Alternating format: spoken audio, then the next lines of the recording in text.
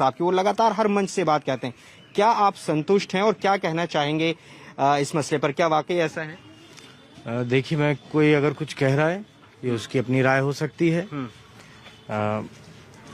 किसी के ऊपर इल्ज़ाम लगाना बहुत आसान है और मैंने कई मौक़ों पर कहा कि मदद दो तरीके की होती है कि एक दिखाई जाए और की ना जाए, और एक वो जो की जाए और दिखाई ना जाए। जिन साहब का आप नाम ले रहे हैं उन्होंने भी जिक्र तो बहुत किया, लेकिन क्या कभी पार्लियामेंट में इस बात को उठाया कि उनके एक साथी मेंबर के साथ क्या हुआ?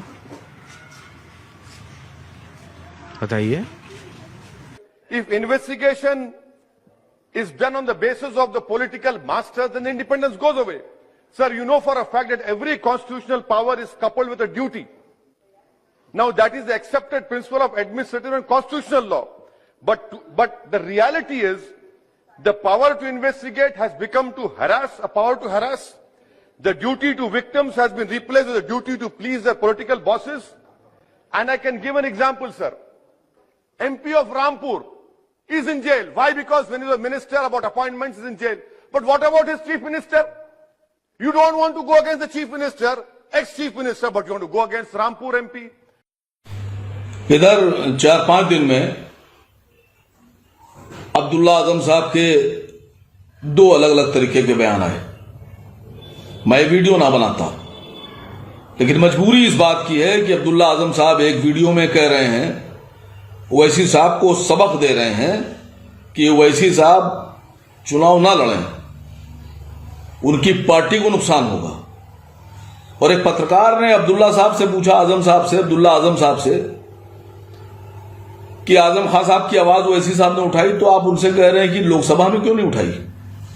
अब्दुल्ला आजम साहब, ओवैसी साहब ने ही आपके वालिद की आवाज उठाई, आपके वालिद के लिए। आपकी पार्टी में भी आपके लिए आवाज नहीं उठाई गई। दूसरी बात, आप अपनी पार्टी के लिए तो बात कर रहे हैं कि आपकी पार्टी को नुकसान होगा, और जो आपकी पार्टी की तरफ से मुसलमानों की इज्जत को और जज्बातों को नुकसान पहुंचाया जा रहा है, उस पर आप बिल्कुल नहीं बोल रहे हैं। आपकी पार्टी की तरफ से, समाजवादी पार्टी की तरफ से मुसलमानों के जज्बातों के साथ खिलवाड़ किया गया। सुनील सिंह जैसे आदमी को पार्टी में लिया गया जो ये कहता है मुसलमान औरतें जो मर गई हैं उनकी लाशों को कब्र से निकालकर उनके साथ तौबा नौजुबिल्लाह, गंदा काम करो। आप माइक पे खड़े होकर ओवैसी साहब को सबक दे रहे हैं, हम लोग को सबक दे रहे हैं।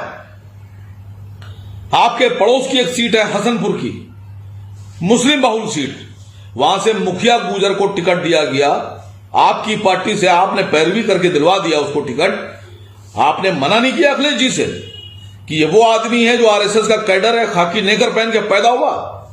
ये वो आदमी है जो 6 दिसंबर को भगवा दिवस मनाता है। ये वो आदमी है जो हिंदुस्तान में आरएसएस के हिंदू राष्ट्र को लेकर चल रहा है। वो आप बता रहे हैं कि मुसलमानों को ओवैसी साहब से नुकसान होगा और मुसलमानों को यह मुखिया गुजर से और सुनील सिंह से फायदा होगा। आपको बिल्कुल शर्म नहीं आ रही है? आपको चाहिए कि एक बार माइक लीजिए, पकड़िए, सड़क पर खड़े होइए और अखिलेश जी से कहिए कि साहब आपने ये गलत किया, मुसलमानों के जज्बातों के साथ खिलवाड़ किया, आपने गलत किया। आप बोलिए अब्दुल्ला साहब कि अखिलेश जी ये सुनील सिंह को और मुखिया गुजर को मुसलमान बर्दाश्त नहीं करेगा। आप में हिम्मत नहीं है सर। ओवैसी साहब और हम लोग अपनी कौम की लड़ाई लड़ रहे हैं और आप अपनी जाती लड़ाई लड़ रहे हैं सर। अगर आप निजी लड़ाई नहीं लड़ रहे हैं और कौम की इज्जत का और जज्बातों का ख्याल है तो इस बात पर विरोध कीजिए। हमारा विरोध इसलिए आप कर रहे हैं कि हमने डिप्टी सीएम की मांग की। डिप्टी सीएम आपको बना दें। मैं अपने लिए नहीं कह रहा हूं आसिम वकार, मैं कौम की लड़ाई लड़ रहा हूं सर, और कौम में सब आते हैं। पूरी 5 करोड़ मुसलमान कौम जो उत्तर प्रदेश में, मैं इसकी लड़ाई लड़ रहा हूं। मैं जाती लड़ाई नहीं लड़ रहा। अगर आप में हिम्मत है तो आप विरोध कीजिए मुखिया गुजर का और सुनील सिंह का।